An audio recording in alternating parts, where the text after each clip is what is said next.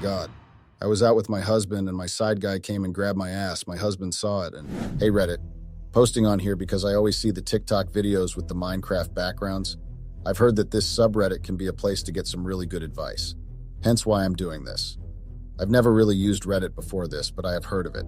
My name is Miriam, and I am a 33-year-old woman. My husband's name is Neil, and he is 32.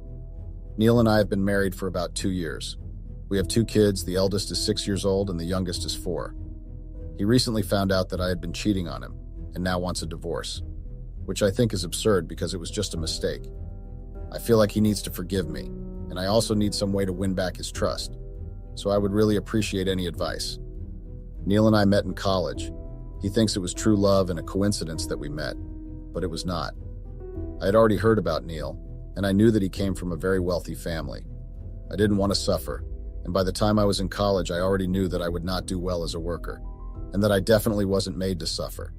I didn't want to struggle like other people and spend countless hours a week trying to climb the corporate ladder, just so I could be paid some major money as salary.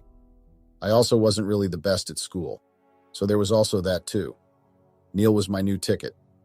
Neil and I started dating, and we've been together ever since. He was the perfect package, which I wanted. He was handsome while he was also from a wealthy family, which meant that my needs were taken care of. Neil's family did not like me, and they tried their best to dissuade Neil from dating me. They even went as far as making me sign a prenup when we got married and doing things like putting whatever property they bought for us under Neil's name, just to frustrate me and make me angry. But I never really cared because it didn't matter whether it was under my name or Neil's. I would still have access to it, and I wasn't planning on leaving Neil at all. Shortly after we graduated, before we even got married, I refused to go for my master's or even get a job.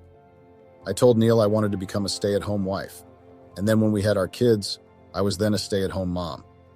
I didn't want to work, so even when Neil again suggested getting me a job at his parents' company, I immediately refused.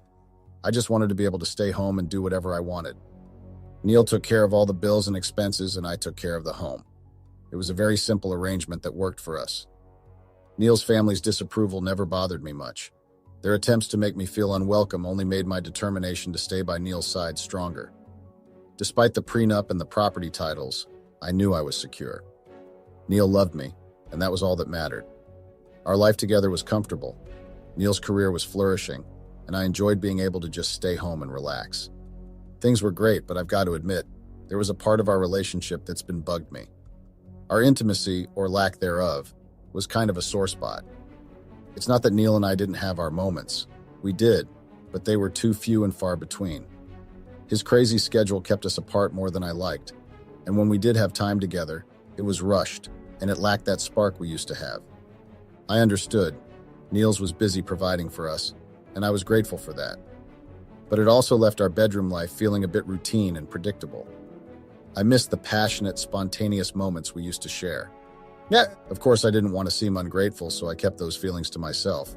I put on a happy face for the sake of our seemingly perfect life. But deep down, I wanted more than just material comforts. I wanted the connection we had when he first fell in love with me. Sometimes I wondered if Neil felt the same way or if he was okay with how things were. I also wondered if maybe it was just the natural progression of a long-term relationship, but I still wanted something more. As things continued, I noticed that the gap in our intimacy only kept on growing. It wasn't as frequent or fulfilling as I wanted, partly because Neil was always busy with work. This started bothering me, so I decided to have a serious talk with him. I went to Neil and suggested that maybe we should open up our marriage. I thought it could inject some excitement and closeness back into our lives. But Neil shut down the idea immediately. He was adamant about keeping our marriage strictly monogamous, and he reminded me about our vows and commitment. His refusal hit me hard. I felt upset and frustrated because I genuinely believed it could help us. Neil's rigid stance made me feel like he didn't understand my needs or consider what my regular routines. We'd go out for movies, dinners, and other fun activities that I hadn't done in ages because it felt lonely doing them alone.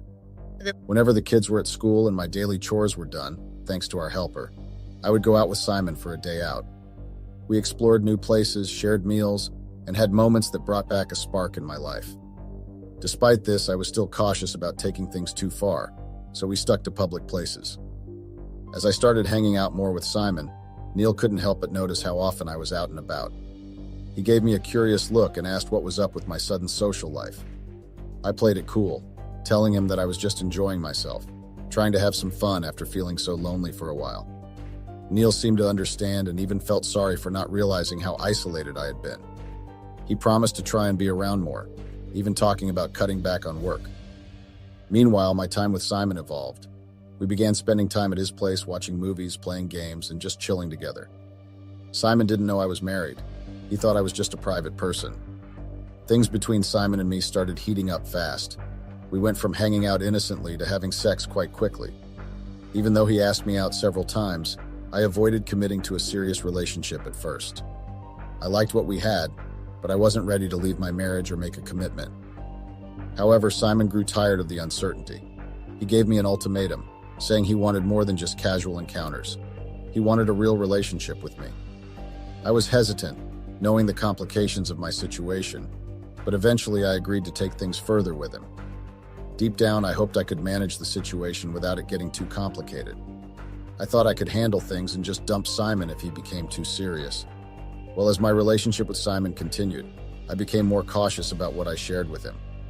I strategically dodged his questions, especially those probing into my personal life. I didn't want him to know too much about me, fearing that he could use that information to manipulate or control me if things took a turn. I played it cool, telling him I didn't have social media when I did, and I carefully avoided any discussions about my family or personal background. It was all part of my plan to keep a distance and ensure that I had an escape route if I ever needed to step back from the relationship without any complications. Balancing my affair with Simon and my marriage to Neil was like walking a tightrope without a safety net. It took careful planning and quick thinking to keep everything under wraps. I got pretty good at toggling my phone's location settings and leaving it behind at home strategically. Neil wasn't the type to check my location often, which made things easier, but I couldn't let my guard down for a second. At first, sharing locations with Neil seemed like a sensible safety measure, in case we needed to find each other in an emergency. But over time, it became my cover-up, hiding my sneaky links with Simon. It's funny how things can twist like that. Despite my efforts to keep up appearances, guilt was always there, lurking in the background. Every time I silenced my phone or came up with a believable excuse, a pang of guilt hit me. I knew deep down that this secret wouldn't stay hidden forever. And yep, it finally came out. Neil's friend had invited us to a party he was throwing. We hadn't been to a party in a very long time as we were usually busy, but Neil suggested we go since it had been a while since we've gone out together. The nanny was with our kids, and Neil had made sure to finish work on time so we could attend the party together. It was a gesture that both surprised and pleased me. Neil's friend was someone we both cared about deeply, and I knew the event would be a great opportunity to catch up with our old friends and unwind. I did feel a little nagging feeling that I couldn't shake off.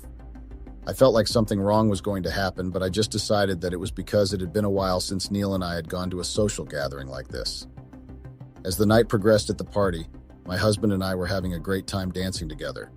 The atmosphere was lively, the music was pumping, and everyone seemed to be in high spirits. We mingled with friends, shared laughs, and indulged in a few drinks. Then came the moment that turned everything upside down. As we were dancing, enjoying each other's company, I suddenly felt a sharp slap on my behind. It took me by surprise, and I turned around quickly to see who it was. To my shock and horror, it was Simon standing there with a mischievous grin on his face. I froze for a moment, feeling a mix of embarrassment, guilt, and panic. I glanced at my husband, hoping he hadn't noticed, but his expression told me otherwise. Neil's face darkened, his eyes had narrowed, and it was like he was trying to process what had just happened. I could see that he was angry, and I knew I was in deep trouble. In that instant, I regretted every decision that had led me to this point. My secret affair, the lies, the deceit, it all came crashing down in that single slap. The tension in the air felt suffocating as Simon just stood there, seemingly oblivious to what he had done. I was frozen. I was panicking and desperate to save myself, but I also wasn't thinking. Simon showing up at the party was a shocker. I never saw that coming, and if I had known, I would have avoided this mess altogether. But here we were, with Neil staring at me like he was waiting for an explanation, and I had to think on my feet. Simon started asking me all kinds of questions, and they were all hitting me like a ton of bricks. Who was Neil? Just a friend? Simon's directedness caught me off guard, and I was still struggling to find the right words. Well, I finally forced myself to calm down and decided I would throw Simon under the bus. In a split-second decision, I tried to downplay Simon's role. I was hoping to buy some time. So I turned to Neil and introduced Simon as my gym buddy, who I worked out with sometimes. I said Simon could be overly friendly sometimes. I shot pleading looks at Simon, silently urging him to play along, but he refused. He was visibly frustrated and angry as he corrected me, telling Neil that he was more than a friend. He was my boyfriend. Neil's jaw practically hit the floor. It was like a sin out of a movie. The room went quiet, everyone waiting for an explanation. But I had nothing. No excuse, no way to untangle the mess I'd created. I panicked. My mind had started racing again as I realized the enormity of what had just happened. In a moment of sheer panic, I bolted for the bedroom. I just didn't know what to do. I knew I was in trouble. Essentially, I was done for. If only I had known it would end like this, I would have cut things off with Simon ages ago. But now there was no going back. The bathroom felt like my only refuge, a small space where I could hide from the mess outside. Sitting on the toilet seat, I just prayed for some kind of miracle. I even shed a few tears. Everything I had worked for, all my efforts to secure financial stability, felt like they were crumbling because of Simon's careless and stupid reveal. Time kind of blurred together as I sat there. I was just lost in my thoughts and fears. When I finally came out, the party was winding down, and the few remaining guests were staring at me with silent judgment. Neil's friend shook his head in disapproval, and I couldn't blame him. I brushed past the lingering stares. My mind was racing, trying to figure out how to salvage my relationship with Neil. By the time I stepped outside, both Neil and Simon had already left. I called for an Uber, desperate to get home and sort out the chaos. We got home, and when I tried to pay the driver, I realized our joint account was frozen. I tried to go inside the house, hoping that Neil would give me money, but when I got past the gate, I realized my things were thrown outside on the porch. I panicked, bit still. I knocked on the door, hoping against hope that someone would answer. But nobody did. Neil must have instructed the nanny not to let me in. Left with no other options, I turned to our neighbor, practically begging for some money to settle the Uber fare. Thankfully, she understood the urgency, and I hurried back to pay off the driver. Leaving my home felt like admitting defeat, but I had no other option. With a heavy heart, I packed up my essentials, called for another Uber, and headed to my parents' house. Their surprise at my sudden arrival was understandable, but they welcomed me nonetheless. After settling in, they sat me down for a serious talk. I poured out the whole story to them, holding nothing back. Their disappointment was evident, and they didn't mince words about it. They made it clear that they can't house me indefinitely, and I need to face my husband and sort things out. The thought of losing Neil and everything we had built together is terrifying. I know I need to find a way to mend our relationship, but I am at a loss for where to start. I need advice, guidance, anything that can help me navigate this mess and salvage what is left of my life. Update. Hey, Reddit. I've been getting a lot of heat since my last post, and I get it. I messed up big time. I know I cheated, and I'm not proud of it. But constantly reminding me of my mistakes isn't helping anyone. If you don't have anything constructive to say, please refrain from commenting. Now, on to addressing some of the common comments and questions. Many of you criticize me for being ungrateful and using my husband for his money. Let's clear this up. I do love my husband. Yes, financial stability was a factor in our relationship, but it's not the sole reason I stayed with him. Love is complicated, and our relationship has many layers beyond just money. I repeat, my initial attraction to Neil's wealth doesn't mean I never loved him. It's more complex than just financial stability. I genuinely care for him. Some of you also questioned how Simon never got suspicious. Trust me, he did. I kept him in the dark about important details like my social media presence and even my last name. He grew suspicious, but I brushed it off with excuses about being a private person. It was deceitful, and I regret it now. Also, to answer a question I have been getting frequently. No, I haven't spoken to Simon since the party incident. He sent angry messages, accusing me, and then blocked me. As for the update, things haven't improved much. My parents are getting impatient. My husband wants a divorce, blaming me entirely for the cheating. I tried to explain my loneliness, but he sees it as excuses. He's adamant about ending things and even mentioned custody of our kids. I'm at a loss. I don't want a divorce, but I don't know how to fix this mess. Is there any hope for salvaging my marriage? Any advice would be appreciated. Update. Hey Reddit, I'm back and the hate train seems to be running strong. It's amazing how some of you can be so sarcastic and ironic in your comments. Yes, I've been called a gold digger and maybe I am. Who wouldn't want a better life? But seriously, Let's not pretend like anyone here wouldn't do the same if given the chance. We all want comfort and security. Now, for an actual update, I don't have much to report. My situation hasn't improved. My parents are growing impatient with my stay, understandably so. They're talking about intervening with my husband, trying to convince him to take me back. Money-wise, I'm completely broke. Our joint account was drained and now I have nothing. My parents can't keep supporting me indefinitely. As for Neil, he's still set on a divorce. I've tried visiting the kids, hoping to mend things, but he's distant. Whenever I'm around, he makes it clear he doesn't want me there. It's heartbreaking. I keep pleading for another chance, but he's adamant. So that's where things stand. It's a tough time, and I'm not sure what the future holds. Keep the constructive advice coming if you have any. Thanks for reading, even amidst the criticism. Update. Hey Reddit, mini update here. Today has been wild, and I need to fill you in on the latest. So my parents and I decided to pay Neil a visit, hoping they could work some magic and convince him to reconsider. I've been trying to reach out to Neil's parents too, but it seems like they blocked me. I bet they're thrilled that Neil finally kicked me out, and I'm sure he spilled the beans to them about everything. Anyway, back to today. We went to Neil's house, and surprisingly, he let us in. He was civil at first, but that didn't last long. My parents jumped in, pulling out all the stops to persuade him to forgive me. They even brought up religion and forgiveness, which was comical because none of us are particularly religious. Neil didn't hold back. He shut them down, pointing out the irony of preaching forgiveness when none of us were devout believers. He told my parents bluntly that they raised a cheater, and instead of trying to change his mind, they should reflect on their parenting. Ouch, that stung. Then Neil turned to me and started mocking me. He asked about Simon, knowing full well that Simon had cut ties with me. He said I got what I deserved for trying to manipulate everyone. He made it clear that I couldn't have my cake and eat it too. It was humiliating, to say the least. In the end, he kicked us out, leaving me feeling utterly embarrassed. I guess I have a lot to think about, especially about the consequences of my actions. Update. Hey Reddit, quick update from me. Today was rough. I got served with divorce papers and it hit me hard. I couldn't bring myself to see the kids as planned because I was just overwhelmed with sadness. I didn't want them to see me in that state. Neil has been talking to the kids and explaining things in a way they can understand. They're a bit confused, but Neil assured me he told them that I would be living in a different house, and they seem to think having two houses would be cool. It's bittersweet, but I'm glad they're coping as best as they can. I'm trying to process everything right now. It's a lot to take in, but I wanted to share this little update with you all. Update. Hey Reddit, it's been a minute since I last checked in. Honestly, I almost forgot this place existed, but I knew the hate train would still be chugging along when I returned.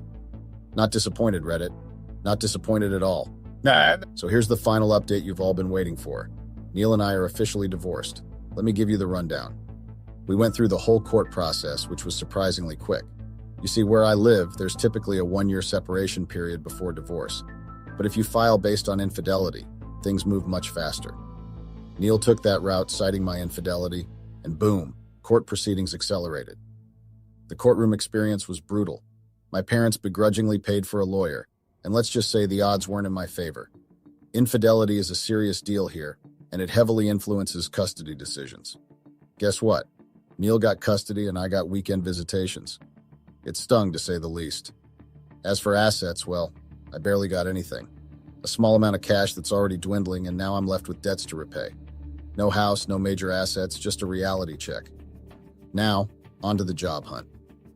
It's been tough given my resume gap and lack of work experience post-graduation. I snagged a job with an okay salary, but it's below average. Still, it's a start. Living with my parents has been a lifesaver, even though I thought they'd kick me out ages ago. They're letting me stay while I pay them minimal rent. Eventually, I'll move out and probably get a roommate because housing costs are insane here. I'm hopeful for the future, despite the setbacks. Maybe one day I'll land a better job and get back on my feet. It's a cliche, but I wanted to thank those of you who offered support and understanding amidst the hate. This might be my last post here, deleting after I settle into my new job. Thanks for reading, Reddit. It's been a ride. I knew that my wife was a lover of flashy life, but I had never thought that one day she would leave me for a rich young athlete. I trusted her, and showed her the most precious love that others dream of, but she didn't appreciate anything I had done for her. So she resorted to cheating with a young boy just because he was rich or more affording than I was. So I, male 52, met this wonderful, bubbly yet respectful and sophisticated wife of mine years back when I was still in university. Well, I was doing my second year in philosophy and science, meaning I was what they call a nerd. I was so obsessed with science and philosophy, so I was always on my books and experimentations. I loved learning about people's lives, especially the people from the past. My wife, female 51, was doing marketing studies at Boston College, which was not far from where I was residing at a student's accommodation. Our relationship was going really great, much to her friends' disapproval. I was glad that she was not ashamed of me in our relationship. I fell in love with her each and every day. As I was a nerd, as they would say, she understood me and my obsessions because she would sometimes go with me to historical sites. We connected very well. I remember when she used to call and ask if I had eaten, and if I had not eaten, I would hear a knock at my door, and there she was with a big container carrying food she had cooked. She knew how to take care of a man in every way. I loved her more for that. So we dated for a year until we elevated our relationship to the next level. That year, I got an internship as an assistant professor in philosophy. It was going to be great for me in my dream career, as I wanted to be a political scientist. The money I was making was enough for me to get my own place and propose to Bianca, my wife. I proposed to her 2 months after she had moved in with me. That time, she had also started her own social media marketing platform, and she was doing pretty well in her job. I was really proud of her. She was also going to graduate that year, so things were going well on her side. Everything was going well on our side, if I may say. So as she was doing her social media marketing, she would sometimes go and meet up with either influencers or other people who needed her talent and skill in marketing. We were so happy and lacked nothing. She continued being the great fiancé who knew how to take care of a man. She always made sure to come back earlier at home so she could cook for her man. I really appreciated her in my life. She had already met my family and they welcomed her very well. I mean, who wouldn't? She was a goddess inside and out. She was what we call beauty with brains, and everything was settled after she had met my family. Well, 9 months passed and we decided to tie a knot. We didn't want any drastic and attention-seeking wedding, so we opted for a nice intimate wedding ceremony with our close friends and family. Well, I didn't have any friends. My friends were my brothers, so I had invited a few of my colleagues. That was the day I had trapped myself in a deceitful and unfaithful situation in my life. Only if I had known that I was making the biggest mistake of my life. 5 years later, my wife got promoted from the marketing company that she was working at, from bringing a financial manager to chief financial officer, CFO. I was so proud of her and the achievements she had made. While on another hand, she got pregnant with our firstborn baby boy. We were so happy and so much in love, you know. I had also become a political scientist and life was great. Things also started changing in the 5 years after my son was born. Bianca was a lovely mother. I won't lie on that, but the company would get lots of clients that would want their agency to do the marketing, especially when there would be big events, meaning more money was coming and she had to make sure that the finances of the company were always on point. So we had to hire a stay-home nanny to stay with our son because we would both get super busy to the point that we would have to travel to other countries. Well, I would be busy like that. Time passed and she changed. She was no longer a present parent to the children. She was just distant, you know. I thought there was something stressing her out, maybe work-related, but when I asked her, she would say work is fine. I don't want to lie, my wife's behavior really worried me, and it was breaking my heart because we had a tradition that forbids us to do anything, either work-related or meeting up with friends, because Sundays were for spending time with the children and go out as a family, more like taking the kids out to play games and have fun. But my lovely wife was no longer available on Sundays. She would go during brunch time and come back late at night when the children were asleep. You know, sometimes when the kids are lucky to see their mother in the morning before going to daycare, they would ask Bianca if she could take them to daycare because they missed going with her. You wouldn't believe the excuse she gave the kids. She would say, "Oh no, babies, I cannot drive you to daycare today," was running smoothly. She would say that being a CFO needed all her love and attention, so she was treating it like it was her own child before our 3 beautiful babies. So she had to protect their legacy any way possible, even if he had an assistant. But she still wanted to run everything by herself. But my wife was not paying attention. The next day I went to the meeting. I got back to the hotel in the mid-morning. Mind you, that day was our last day of our trip. I had thought that by the time our trip ends, we would have put our differences aside and fixed our marriage. That time it was our anniversary day, and I had reserved it for us at a fancy restaurant opposite where our hotel room was. On the morning of our 30th anniversary, I woke up with a sense of excitement and pride.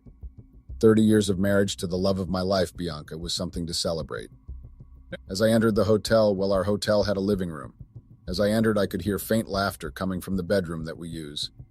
My heart swelled with happiness at the thought of my wife being in such high spirits on our special day.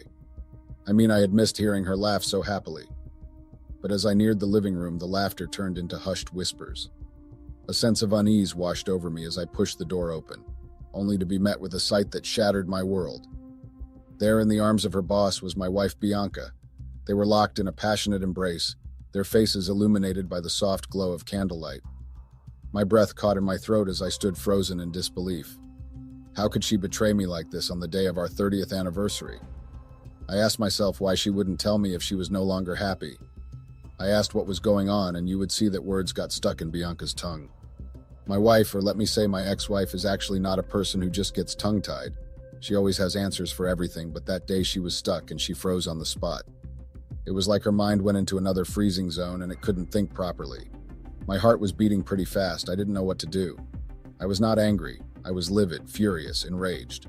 And the boss, on another hand, just sat there and looked me in the eyes like he was daring me to do something. I couldn't believe the guy. He should have just apologized and left, but no. He sat there waiting for whatever I was going to do. Later on the following day, my wife and I went back to New York. I didn't talk to her for the whole 2 days. The only thing I did on our way back home was glancing at me with eyes full of suspicion and anger. I was angry at her, but mostly I was angry at myself because I was certain that whatever she did it because of me. But that didn't give her any platform outside our marriage to cheat, especially with her boss.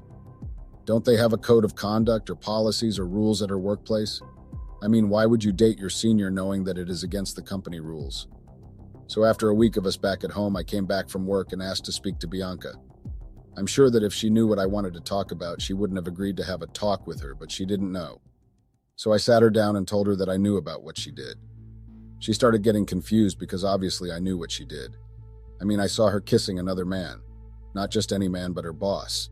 And I know that she had thought we were past that, but then I told her that I had found out about what had been going on between her and her boss. I simply told her that I couldn't believe the lies she had told him, so I decided to run an investigation to see if what I did with Jake was only a kiss he saw, or there was more to it. I told her that I saw a video of her at the club kissing another guy. I told her that she was just like all the other loose and cheap women, who were always looking for fun and good times with other men. I then told her to pack all her rags and get out of my house because I was not going to be responsible for what I would do to her, for deceiving and lying to me. I didn't feel like doing anything to her because I felt like it would be useless to do something to her and not get anything in return. I had to respect myself and my dignity because of my line of work. The following week, she was served with divorce papers. She tried fighting it, but the evidence that I had was too strong, so she signed the papers, and I was given 50% share of everything she has and owns. I then applied for full custody of our children. I didn't want my children to be exposed to a negative environment where my children would be introduced to many men because of their mother's evil ways. I love my peace, but I love my children more, and I no longer wanted Bianca's pathetic self to have anything to do with my children. She may call them and ask them to visit her, but they were my own responsibility. In the days that followed, I experienced a roller coaster of emotions. I was consumed by anger, bitterness, and a deep sense of betrayal. I couldn't understand how someone I had loved so deeply could hurt me in such a callous manner. The pain was so intense that it physically hurt to breathe. But as the initial shock began to fade, I realized that I had a choice to make. I could wallow in my pain and allow this betrayal to consume me, or I could use it as an opportunity for growth and healing. I chose the latter. I sought therapy to help me process my emotions and make sense of the betrayal. My therapist helped me see that my worth was not defined by my wife's actions, and that I deserved to find happiness and peace in my life. I slowly began to let go of the anger and resentment, replacing them with acceptance and forgiveness. As I stood there in the midst of the wreckage of my past life, and the memories of Bianca and myself from the first day we saw each other, I knew that the path ahead would be difficult and uncertain. But one thing was certain: I would no longer be shackled by the expectations of others and putting my love and trust in people, be ruled by the obligations of a broken marriage. I would be true to myself, follow my heart, and embrace the future with open arms, with a newfound sense of determination. The memories of our wedding day played in my mind like a movie reel. The vows we exchanged, the promises we made to each other, the love that had once been so strong between us. But now, it all felt like a distant memory, overshadowed by the affair that had consumed my ex-wife. I was grateful for the love, teachings, and everything she had given me. She gave me a chance in her life and spent the whole 30 years being in my life. As much as it's really hard to believe, but I have to in order to heal faster. Now all I do is live for myself and my children. My job is doing even much better, and I have started checking for historical sites that I would visit. It was time to let go and start afresh. Time to cry over a spilt milk was not going to work. So far, I would say life has been good to me. Even Bianca had not called me, swearing at me and telling me that she wanted her children, and I was very much grateful for that because I wanted nothing to do with her. I knew there and then that happiness is found within yourself, and you create your own happiness without going out and doing things that you would regret later. I also learned that everyone was born alone, so you shouldn't try and find happiness or validation elsewhere. You only have yourself in this world and no one else. But I learned that the hard way, but I'm grateful for the lessons I have learned. I also surrounded myself with friends and family who supported me unconditionally. Their love and encouragement gave me the strength to move forward and rebuild my life. I took up new hobbies, started exercising regularly, and focused on self-care. I started to rediscover who I was outside of my marriage and found joy in the simple things in life. As time passed, the wounds began to heal, and I found myself gradually letting go of the pain and heartache. I realized that the affair was not a reflection of my worth as a person, but rather a reflection of my wife's shortcomings and insecurities. I found peace in knowing that I had given my all to the relationship and that I deserved better. I know that most of y'all, especially men, would think I am weak for not ruining or making Bianca suffer, but sometimes it's just better to choose peace and let the universe do everything for you. Not everything needs violence, just leave everything as it is. Sit back and watch karma do what it does best. I mean, it visits everyone right. Eventually, I was able to truly forgive my wife for her actions. I released the anger and hurt that had weighed me down for so long and found a sense of freedom and peace in letting go. I wished her well and hoped that she would find the happiness she was searching for. I even changed custody for the children to join because I felt like every child needs their mother. I gave her strict instructions that she must not introduce my children to her men. My healing journey after finding my wife cheating with her boss was a long and arduous one, filled with pain and introspection. But through therapy, support from loved ones, and a commitment to my own well-being, I was able to emerge from the darkness stronger and more resilient than ever before. I learned that I am capable of overcoming even the most devastating of betrayals and that true healing comes from within. And for that, I am eternally grateful. I don't know if I made the right decision, though, to let my wife go just like that and not avenge my broken heart on how I dealt with Bianca's boss situation. I'm not a violent person. What do you think I should have done for what she did to my heart in our 30 years of marriage? Please help me with advice. How do you think I should have dealt with the issue?